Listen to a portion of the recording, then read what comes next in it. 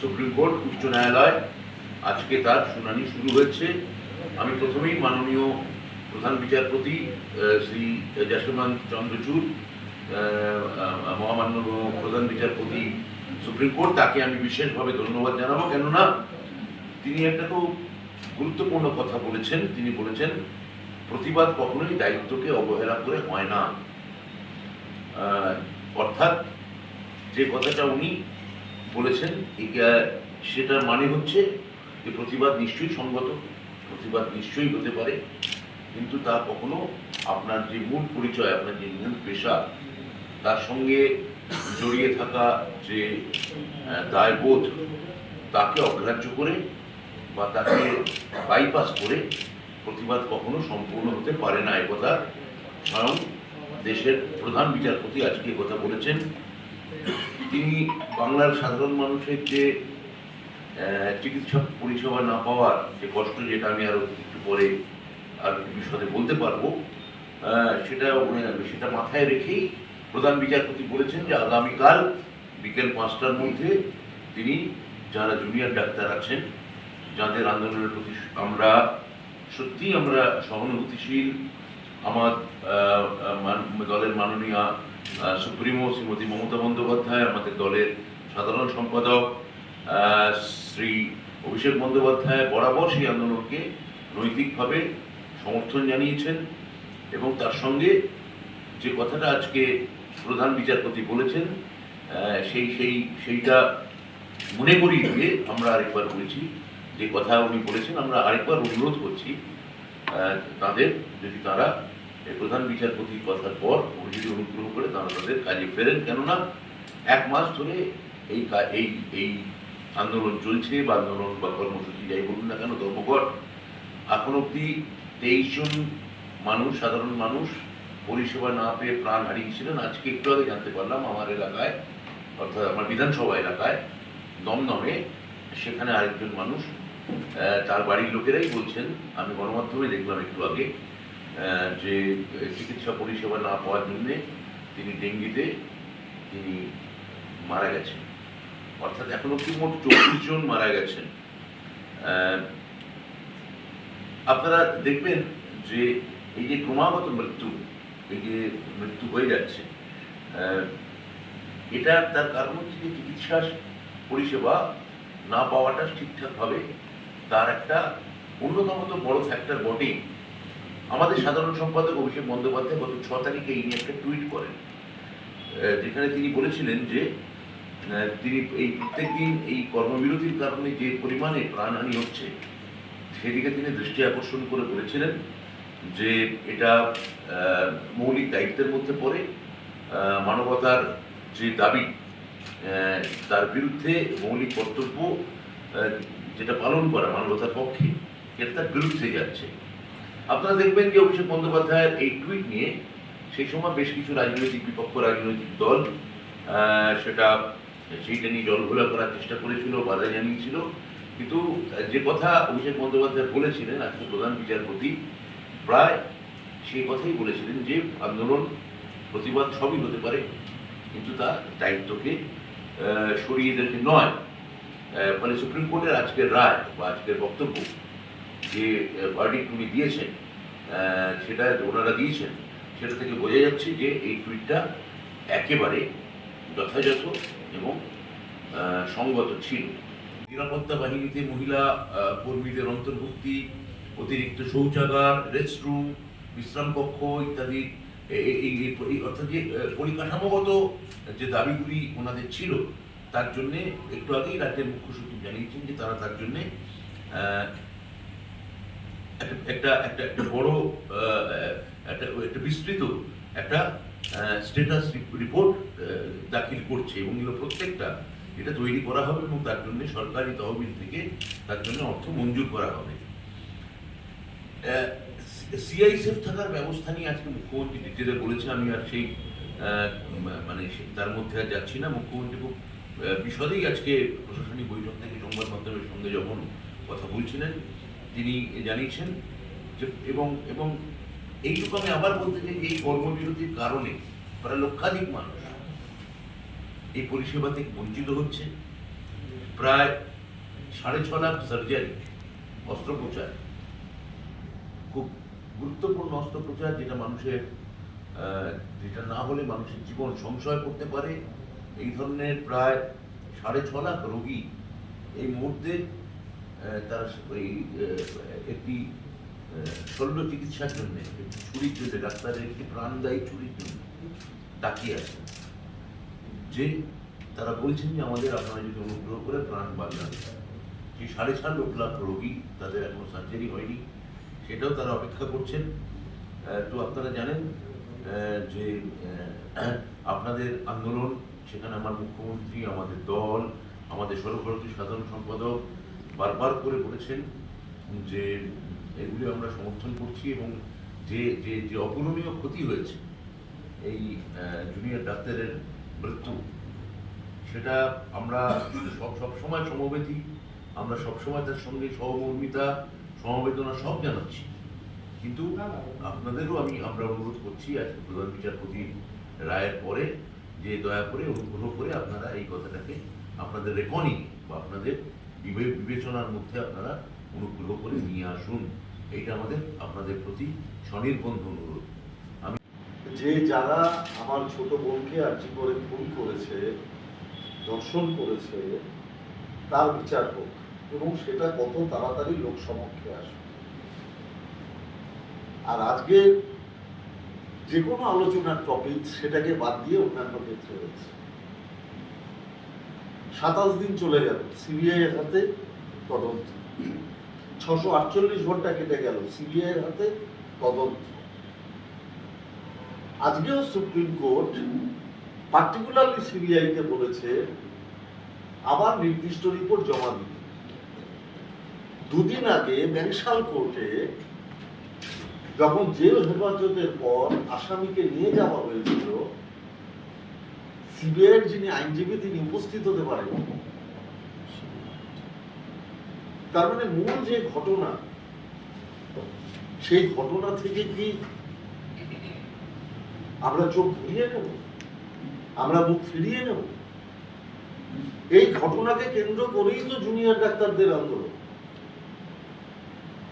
ওনারা স্বাস্থ্য ভবনে গেছিলেন, ওনাদের যে প্রাথমিক দাবি ছিল স্বাস্থ্য ভবন মেনে নিয়েছেন। তারপরে ওনারা যে দাবি করেছিলেন, বাংলার মাননীয় মুখ্যমন্ত্রী তিনি নিজে বলেছেন যে সব দাবি মেনে নেওয়ার পরেও ওনাদের যদি আরো কিছু বলার থাকে, আমার আলোচনা দরজা খোলা, ওনারা আলোচনায় আসুক, ওনাদের কি কি বলার আছে আমরা আলোচনার জন্য দরজা খোলা রেখেছি। ডাক্তারবাবু, আপনারা তো এটা মনে রাখবেন যে গ্রামের গরিব মানুষ আপনাদের ভগবান মনে করেন, তারা মনে করেন আপনারাই তাদের জীবন ফিরিয়ে দিতে পারেন। যে মানুষগুলো, গরিব মানুষগুলো আপনাদের ভগবান মনে করেন, তাদের প্রতি ভগবানের মতো আচরণ করুন। আমরা শুধু এইটুকু অনুরোধ করতে এসেছি। আজকে নিয়ে 24টা মানুষ মারা গেল, এই 24টা মানুষের পরিবারে কি অন্ধকার নেমে এলো আপনারা একবার চিন্তা করবেন না, একবার বিবেচনা করবেন না? আমরা বারংবার, কেউ একদিনের জন্য আমরা বলিনি যে ডাক্তারবাবুদের এই আন্দোলন অন্যায়। নিশ্চিতভাবে তারা নিরাপত্তা চাইতে পারে, এবং আমাদের সর্বভারতীয় সাধারণ সম্পাদক শ্রী অভিষেক বন্দ্যোপাধ্যায় আপনারা জানেন নিজে টুইট করে বলেছিলেন ডাক্তারবাবুরা কি চেয়েছেন, শুধু তো নিরাপত্তা, তাদের সেটা দেওয়া উচিত। প্রথম যিনি গলার আওয়াজ দিয়েছিলেন তার নাম অভিষেক বন্দ্যোপাধ্যায়। বাংলার মাননীয় মুখ্যমন্ত্রী বারংবার বলছে আমার আলোচনার দরজা সবসময় খোলা। আপনাদের মাধ্যমে ডাক্তারবাবুদের কাছে আমাদের একটাই অনুরোধ, আপনারা গরিব মানুষের কাছে, যারা রোগী সেই মানুষদের কাছে ভগবান, দয়া করে ভগবান রূপে ফিরে আসুন। আর একটা কথা বলতে চাই, যারা আজকে আপনারা জানেন যে একজন বিজেপির হয়ে প্রতিনিধিত্ব করা লোক, তিনি অভিষেক বন্দ্যোপাধ্যায় টুইট দিয়ে কিছু বলতে গেছিলেন। ছোটবেলায় একটা বাংলা প্রবাদ পড়েছিলাম, ন্যাড়া বারবার বেলতলায় যায়। আজকে দেখলাম সেই ন্যাড়া কিরকম ভাবে ভৎসিত হলেন, এবং আমি দায়িত্ব নিয়ে বলছি সে আবার ওই কোর্টেই যাবে, কারণ ন্যাড়া বারবার বেলতলাতেই যায়। আসলে বুঝতে হবে যে জায়গাটা কি, তার পেরিফেরি কি, সেই জায়গাটার ওজন কি, সেই জায়গাটায় বলতে গেলে আমাকে কতদূর সেই জায়গাটা সম্পর্কে অবহিত হতে হবে। কেউ যদি সুপ্রিম কোর্টে গিয়ে ভাবে কোনো চ্যানেলে ডিবেটে বসেছে, এটা বাংলারও লজ্জা। আর যেহেতু আমি বাংলায় থাকি, এটা আমারও লজ্জা যে একটা বাংলার একটা দলের হয়ে একজন সুপ্রিম কোর্টে প্রতিনিধিত্ব করছেন, তার এথিক্স জ্ঞানটাই নেই। আমি আবার পুরোনো কথায় ফিরে আসছি, স্বনির্বন্ধ অনুরোধ ডাক্তারবাবুদের, আপনারা কাজে ফিরে আসুন। আপনাদের কাজের পরিবেশ, যদি কোথাও কোনো সমস্যা থাকে, সেই সমস্যা দূরীভূত করবে বাংলার মাননীয় মুখ্যমন্ত্রী মমতা বন্দ্যোপাধ্যায়। সিপিএম এবং বিজেপি তাদের দুটো রাজনৈতিক দলের কাছে আর্যিকরের আমার ছোট বোনের ধর্ষণ এবং মৃত্যুর ঘটনাটা দ্বিতীয় সারিতে চলে গেছে। তাদের একটা মৃতদেহ দরকার ছিল, তারা আর্যিকরের আমার এই বোনের মৃতদেহকে সামনে রেখে রাজনীতি করতে পেরেছে এবং দুদলের পারস্পরিক প্রতিদ্বন্দ্বিতা চলছে কারা ময়দানে বিরোধী পক্ষের জায়গাটা নেবে। স্বাভাবিকভাবে এরা অস্থিরতা তৈরি করতে চাইছে। আমার ধারণা এই অস্থিরতা করে বেশি দিন বাংলার বুকে প্রতিষ্ঠিত থাকা যাবে। মানুষ নিশ্চিতভাবে এটা অলরেডি ধরে ফেলেছে এবং দেখতে পারবেন ক্রমশ লোক কমছে, এটুকু আমি বলতে পারি। আপনি আমরা বারবার করে যেখানে বলছি উই ওয়ান্ট জাস্টিস, সো আপনি আমাকে বলুন যে গত 13 আগস্ট, যেটা আগের দিন আমরা এখানে প্রেস সাংবাদিক বৈঠক করে বলেছি যে আজকে এখন অব্দি আমার কলিগ বলেছেন 27 দিনে পেরিয়ে গেছে, 650 ঘন্টা মানে স্পর্শ করতে চলেছে ওই 13 আগস্টের পরে। আজকেও কেন মহামান্য সুপ্রিম কোর্টকে, সিবিআই কে বলতে হচ্ছে যে আপনারা রিপোর্ট দেননি কেন? আগের দিন 3 দিন আগে আমাদের এই যে এখানকার কোর্টে সিবিআই কৌঁসুলি তিনি শিয়ালদা কোর্টে, ব্যাংশাল কোর্টে তিনি সিবিআই কৌঁসুলি কেন অনুপস্থিত ছিলেন? সিবিআই কি তাহলে চাইছে যে এই মৃত্যুকে কেন্দ্র করে এই তদন্তের অগ্রগতি যতটা পারা যায় ঢিলে ঢালা, যতটা পারা যায় নিষ্ক্রিয়, যতটা পারা যায় স্লো করা যায়, আরো স্লথ করা যায়, যাতে এই আন্দোলন আরো দিকি করে চলতেই থাকে এবং সরকার বিড়ম্বনায় পড়ে? এটাকে সিবিআই চায়? তাহলে সিবিআই যদি সেটি একটি নিরপেক্ষ সংস্থা হয়ে থাকে এবং যদি সেটা না উচ্চ তাদের কর্তৃপক্ষের দ্বারা পরিচালিত না হয়ে থাকে, তাহলে তারা এই ধরনের কাজ করছে কেন? কার কথায় করছে? কাজের কথায় করছে? কেন বারবার তারা গিয়ে ভর্ৎসিত হচ্ছে? কেন তারা মানে একটি সাংবাদিক বৈঠক তারা করছে না? তদন্তের অগ্রগতি কি তারা কেন বারবার জানাচ্ছেন না? এটা আগের দিনের প্রশ্ন আমরা তুলেছি, আজকেও ওই একই প্রশ্ন আপনাদের সামনে তুলতে চাইলাম।